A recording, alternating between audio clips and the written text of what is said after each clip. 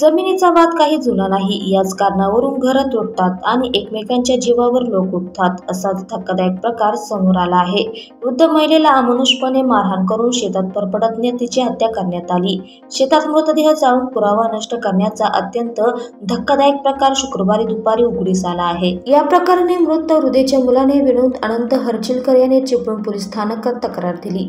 त्यानुसार लक्ष्मी हर्चिलकर वय 70 ही वृद्ध महिला आपल्या 2 मुलांच्या बरोबर वालोपे वरचीवाडी इथे राहत होती. सामूहिक जमिनीवरून हर्चिलकर कुटुंबात गेले काही महिने वाद सुरू होते. अनेक वेळा या विषयावरून भांडणे देखील होत होती. परंतु जमिनीचा वाद इतका परकुटीला जाईल याची कल्पना कोणालाच नव्हती.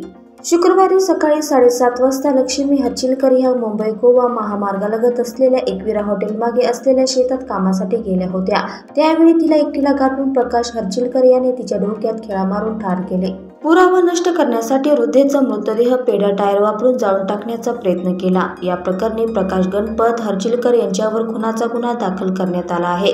जमिनीच्या वादातून ही हत्या करण्यात आली. या प्रकरणी प्रकाश गणपत हर्चिलकर वय 49 यांच्यावर खुनाचा गुन्हा दाखल करण्यात आला आहे.